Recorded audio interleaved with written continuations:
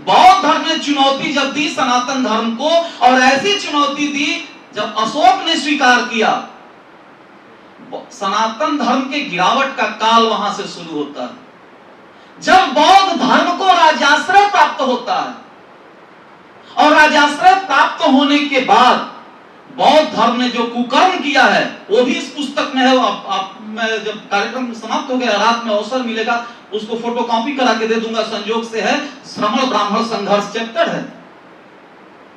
इस देश में हिंदू संतों का नरसंहार सर्वाधिक उसी काल में हुआ। यह महाराज जी जो आप कह रहे थे, पहली चुनौती आपने कहा है, और वास्तव में वरीयता देकर उस पर चर्चा करने की आवश्यकता है। और महाराज जी स्वयं जिस परंपरा से आते हैं, उस परंपरा का जन्म ही उस प्रतिक्रिया के स्वरूप हुआ है। सर्वाधिक हिंदू जनता का संहार उस काल में हुआ। सिखा देख करके ये फतवा ही कहा जा सकता है, अनाउंसमेंट कर दिया गया, फतवा जारी कर दिया गया था राजा के तरफ से, यदि कोई चोटी वाला दिखे उसको कत्ल किया जाए, और उसके एक निश्चित इनाम की घोषणा की गई। और पकड़ पकड़ करके हिंदुओं की हत्याएं हुई, सारे मंदिरों को ध्वस्त किए गए मौर्य काल में। इसको पढ़िएगा जरूर। और लग रहा था कि पूरे तरह से समाप्त हो जाएगा, यहां तक कि भगवान आदि शंकर जब चले हैं वहां से, तो जब कुमारिल भट्ट से भेंट हुई तो उन्होंने ये किया कि आप जाकर के शास्त्रार्थ करिए मंडन मिश्र से। लुप्त हो चुका था लगभग सनातन धर्म, संस्कृत कोई बोलने वाला नहीं था, तो ये उन्होंने कहा कि चले जाइए, जिस कुएं पर महिलाएं संस्कृत में बात कर रही हो तो समझिएगा कि यही मंडन मिश्रा के परिवार के लोग हैं, उसके माध्यम से उनके घर तक चले जाइएगा। संस्कृत समाप्त हो गया था, संस्कृति समाप्त हो गई थी, सनातन संस्कृति, और सनातन धर्मावलंबी भी लगभग समाप्त होने के कगार पे थे। बहुत बड़ी चुनौती थी अपने सामने। और महाराज जी जिस परंपरा में बैठे हुए हैं, यदि वास्तव में भगवान आदि शंकराचार्य जी का आविर्भाव नहीं हुआ होता तो आज हम यहाँ खड़े होकर भाषण नहीं दे पाते। तो गीता में कहा, यदा यदा ही धर्मस्य ग्लानिर्भवति भारत अभ्युत्थानं धर्मस्य तदात्मानं सृजाम्यहं परित्राणाय साधूनां विनाशाय च दुष्कृतां धर्म संस्थापनार्थाय संभवामि युगे युगे। जब तक धर्म की हानि होगी, अधर्म का उत्थान होगा, तो धर्म की पुनर्स्थापना के लिए मैं स्वयं को सृजन करता हूं। भगवान आदि शंकराचार्य के रूप में अवतार हुआ, और उस पर चर्चा तो बहुत बड़ी हो जाएगी। बहुत कम उम्र में उन्होंने वो सारे काम किए। ये झूठे प्रचार होता है, दुनिया के जो 7 आश्चर्य है उसमें ये ताजमहल का और क्या क्या नाम है। भगवान आदि शंकराचार्य के जीवन से बड़ा आश्चर्य कुछ नहीं हो सकता। 12 साल की उम्र में वेदों का, उपनिषदों का भाष्य कर देना, जो अभी मैं बात करता प्रस्थानत्रयी के विषय में, असंख्य स्तोत्रों की रचना कर देना, और जिसे राज्याश्रय प्राप्त था, पूरे भारतवर्ष में बौद्ध धर्म का पताका फहरा रहा था, उसको उखाड़ करके उतने कम उम्र में फेंक देना, भारतवर्ष के चारों कोनों पर 4 पीठों की स्थापना कर देना, आगे चल के दशनामी पंथ की स्थापना और नागा संप्रदाय की स्थापना हो जाना, और 32 वर्ष की आयु में ही शरीर को त्याग कर देना, कितना बड़ा उदाहरण है। 32 वर्ष की अवस्था में उन्होंने वो काम किया जो संसार के किसी व्यक्ति ने नहीं किया। तो सनातन धर्म को यदि इस विधर्मियों ने चुनौती दी, तो उसका समाधान करने के लिए भगवान आदि शंकराचार्य का आविर्भाव हुआ। एक महाराज जी एक और नाम ले रहे थे, संयोग से वो दिमाग में आ भी गया, उससे मित्र सुन लो। ये काली सेना जो बनी है, मुख्य उद्देश्य तो इस विषय से ही है कि यदि सनातन धर्म के सम्मुख कोई चुनौती है तो उस चुनौती का समाधान काली सेना करे। क्योंकि एक सेना ने तो भाषण में अपने कह दिया कि अब हम कोई आंदोलन नहीं करेंगे। आप समझ रहे होंगे, एक जो सेना पर पूरा हिंदुत्व का भरोसा था वो कह रही है कि नहीं, हम अब इसके लिए, किसी मंदिर के लिए कोई आंदोलन नहीं करेंगे। तब काली सेना का उत्तरदायित्व और बढ़ जाता है। और ये जो हम लोग बैठे हुए हैं कुछ लोग, ये साधारण घटना नहीं है। कम लोगों से ही क्रांति की शुरुआत होती है। दुनिया के किसी भी स्थान पे यदि क्रांति हुई है तो उसका आरंभ मुट्ठी भर लोगों ने ही किया है। तो आज बीजारोपण जो महाराज जी ने किया है, कल विशाल वट वृक्ष का रूप धारण करेगा। आप भी देखेंगे, हम भी देखेंगे, हम लोगों के होशो हवास में ये होगा। तो लग रहा था कि संपूर्ण नाश हो जाएगा सनातन धर्म का। उस चुनौती को स्वीकार किया ब्राह्मण बालक पुष्यमित्र ने। और मौर्य वंश के जो जिम्मेदार व्यक्ति थे, भारत पर हमले हो रहे थे चारों ओर से। और महाराज जी, और आप भी इस बात को गांठ बांध लें, अहिंसा की अति हो गई थी देश में। भारत में 2 बार इतना नुकसान हुआ है जिसकी भरपाई आज तक हमारा देश नहीं कर पाया। एक था महाभारत और दूसरा बौद्ध काल। महाभारत जब हुआ, भारत के अच्छे अच्छे लोग मारे गए। भाई उधर से भीष्म पितामह, तो द्रोणाचार्य, कृपाचार्य, कृतवर्मा, इधर से भी क्वालिटी वाले जो लोग थे सब मारे गए, अच्छे लोग बचे नहीं। युद्ध में होता ही है। और बौद्ध काल में जितने अच्छे अच्छे लोग थे या तो परिवर्तित हो गए या परिवर्तित कर दिए गए। बुद्धं शरणं गच्छामि, संघं शरणं गच्छामि, सब पलायनवादी हो गए, भागना शुरू किए। और दिमाग में यह बात बैठा दी गई कि माया बहुत बुरी चीज है, माया सबसे खराब चीज है, पारिवारिक जीवन दुखों का कारण है, इसको छोड़िए, भागिए। पूरा देश भागने लगा, पूरा देश, अच्छे अच्छे लोग माया का त्याग करके, सांसारिक मोह का त्याग करके अच्छे अच्छे लोग पलायनवादी हो गए। और अहिंसा की आदरणीय झांसा इतनी अति हो गई, एक जब कोई चलता था उनका साधु सन्यासी जो भंते चलते थे, तो एक आदमी झाड़ू लेके आगे आगे चलता था, झाड़ते हुए कि कोई चींटी पैर से दब के मर न जाए, कोई चींटी दब के मर न जाए, इसके लिए एक आदमी झाड़ू लगाते हुए आगे आगे चलता था। यह भी कोई अहिंसा, जब किसी चीज की अति होती है। इस देश की परंपरा है, भारतवर्ष में प्रवृत्ति की परंपरा रही है।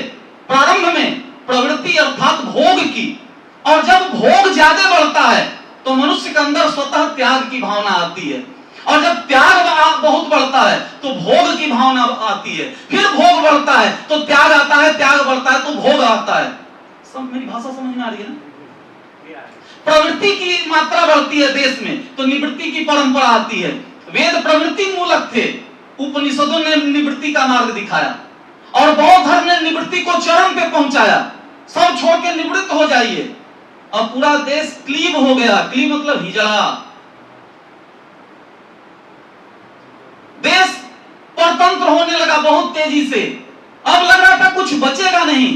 तब पुष्यमित्र ने, आपने सुना होगा, क्रांतिकारी कदम उठाते हुए बौद्ध धर्म मौर्य वंश के अंतिम राजा बृहद्रथ की हत्या की।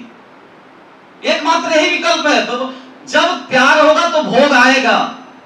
सहनशीलता की जब सीमाएं पार हो जाती हैं, पाप का घड़ा भर जाए तो उसका फूटना तय है। तब पुष्यमित्र ने उसकी हत्या की, और जो काम उन लोगों ने किया, जो फतवे जारी किए गए थे कि कहीं भी दिखे शिखाधारी तो कत्ल किया जाए, पुष्यमित्र ने भी ये काम किया, बहुत दबा करके। और सारे बौद्ध मतावलंबी देश छोड़ करके भागने लगे। और वही काल है कि बौद्ध धर्म भागना शुरू कर दिया, जहां ओरिजिन था इसको छोड़ करके। और आज क्या स्थिति है?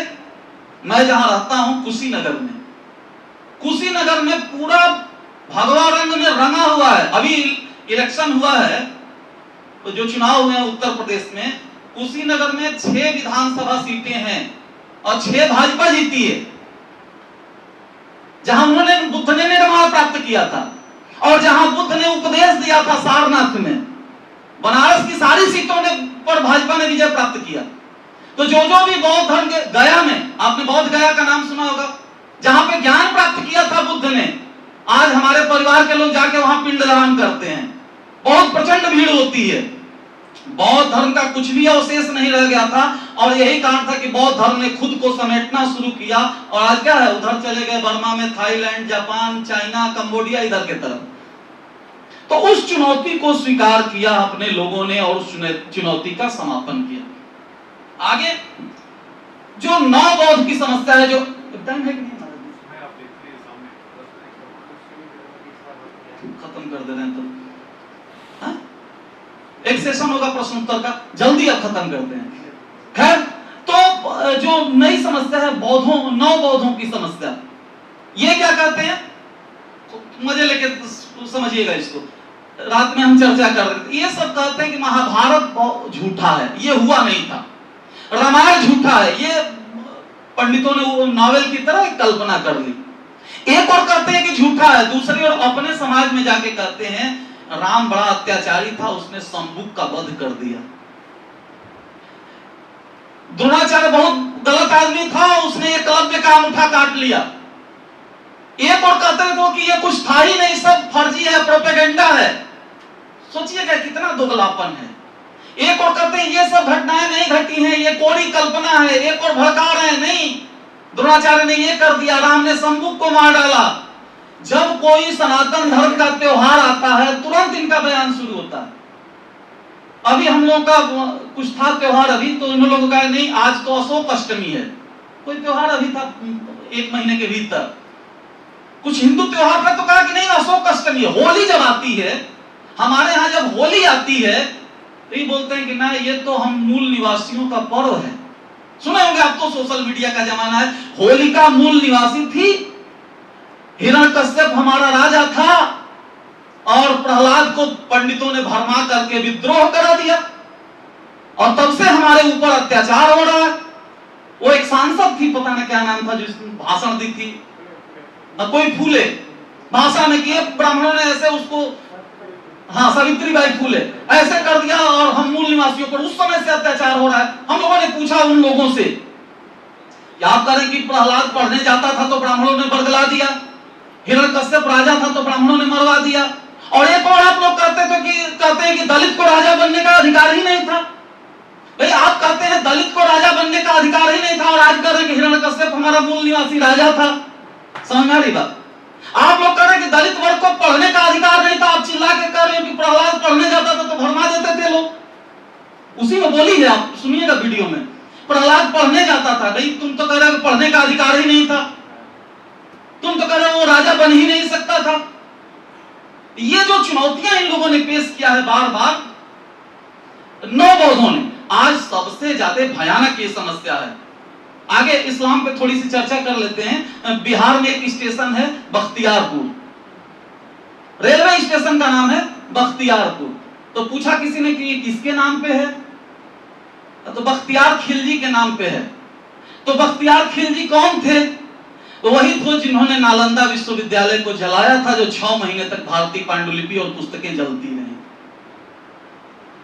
ये अपने देश का क्या है, मानसिक गुलामी नहीं तो क्या? उस बख्तियार खिलजी ने जिसे नालंदा विश्वविद्यालय को जलाया था, जो मुख्य रूप से बौद्ध धर्म के आस्था का केंद्र है, उन पुस्तकों को जलाया था।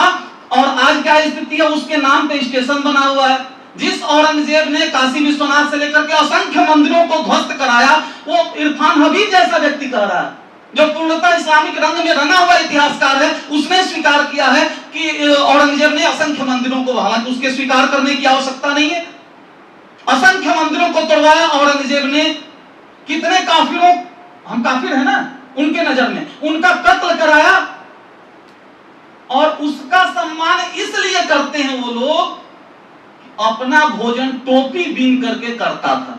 ये लोग कहते हैं मुस्लिम मौलाना कि औरंगजेब जो है जिंदा पीर था, जिंदा पीर।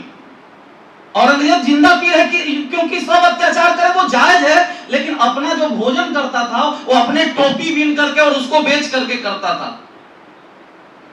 तो हम उनके नजर में काफिर हैं। महाराज जी अपने भाषणों में कहते भी हैं, नमाज जब पढ़ते हैं वो 5 वक्त, तो 5 वक्त केवल याद करते हैं, ला इलाहा इल्लल्लाह मुहम्मदुर रसूलुल्लाह, मोहम्मद पैगंबर हैं, अल्लाह है क्या, उसके सिवा कोई नहीं है। और हमारे यहाँ क्या है, उन्होंने कहा मोहम्मद को पैगंबर मानते हैं, मोहम्मद ने कहा I am messenger of God, मैं भगवान, मैं ईश्वर का पैगंबर हूं। ईसा कहता है I am son of God, मैं भगवान का पुत्र हूं। लेकिन हमारे यहाँ गीता में श्री कृष्ण भगवान कहते हैं I am God of the gods, मैं भगवानों का भगवान हूं। ये हमारी परंपरा में भगवान कृष्ण भगवानों के भगवान हैं। तो इस्लाम ने चुनौती जो दी है, विशेष रूप से महाराज जी ने समय समय पे मुखर होकर के इस बात को लिखा भी है, अपने भाषणों में महाराज जी ने कहा भी है। जिस जगह पे हम खड़े हैं, जहां पे हम भाषण दे रहे हैं, यहाँ पे कितनी चुनौती है। कल ही महाराज जी कह रहे थे, यहीं से 36% जनसंख्या मुसलमानों की हो गई है यहाँ पे हरिद्वार में। अब ये खुद महाराज जी की बात कहूंगा कि 5 साल बाद, आप अर्थशास्त्र के विद्यार्थी बैठे होंगे तो जानते होंगे, संसाधन गणितीय ढंग से बढ़ते हैं, जनसंख्या ज्यामितीय ढंग से बढ़ती है। संसाधन यदि खेत में 1 कुंतल अनाज हो रहा है तो अगले साल 2 कुंतल होगा, उसके बाद 3 होगा, उसके बाद 4 होगा, उसके 5 होगा, खाद पानी डालेंगे तो। लेकिन यदि हम 2 हमारे 2 हैं तो जनसंख्या 2 से 4 होगी, 4 से 8 होगा, 8 से 16 होगा। संसाधन 2 से 3 होगा तो जनसंख्या 8 से 16 होगा। और संसाधन 3 से 4 होगा तो जनसंख्या 16 से 32 होगा। संसाधन 4 से 5 होगा तो जनसंख्या 32 से 64 होगा। इस गति से इसलिए कहा जाता है जनसंख्या विस्फोट। तो उनकी बढ़ती जनसंख्या हमारे सामने बहुत बड़ी चुनौती है, जो आदरणीय संचालक महोदय ने कहा है। यह लोकतंत्र है जिसमें चाहे आप सन्यासी हो, चाहे प्रधानमंत्री हो, चाहे गांजा शराब पीने वाले हो, आपके मत की कीमत बिल्कुल बराबर है। तो यदि मत की कीमत बराबर है तो उस दृष्टिकोण से हम लोग काफी तेजी से पिछड़ते जा रहे हैं। डेमोग्राफिक जो चेंज हुआ है इसकी भरपाई भी आप निकट भविष्य में कर नहीं सकते। इसलिए महाराज जी, मैं जानता हूं जिस जगह पे महाराज जी गए हैं, जहां भी गए हैं, खुल करके स्पष्ट रूप से कहा है कि हिंदुओं आप जनसंख्या बढ़ाइए। तो आपके मन में होगा भाई जनसंख्या बढ़ाएंगे तो फिर उनका पालन पोषण कैसे होगा, समाधान इसका क्या है? आज का विषय है ना चुनौतियां, उसका समाधान। तो महाराज जी ने केवल ऐसे नहीं, जहां भी महाराज जी गए हैं यहां भी वो कहेंगे आप जनसंख्या बढ़ाइए और जितने बच्चों का पालन पोषण करना संभव हो आप कीजिए, शेष बच्चों को शंकराचार्य परिषद को दीजिए, उसके पालन पोषण का प्रबंध शंकराचार्य परिषद महाराज जी के नेतृत्व में करेगी। इससे बड़ा समाधान क्या हो सकता है? तो इस्लाम ने जो भी चुनौतियां पेश की उनका समाधान हमारे यहाँ इस्लाम तलवार के दम पे स्थापित हुआ, भारत में तलवार के भी दम पे आया, और बाकी सूफी संतों के प्रयास से यह भी चर्चा संयोग से यहाँ पे हुई है।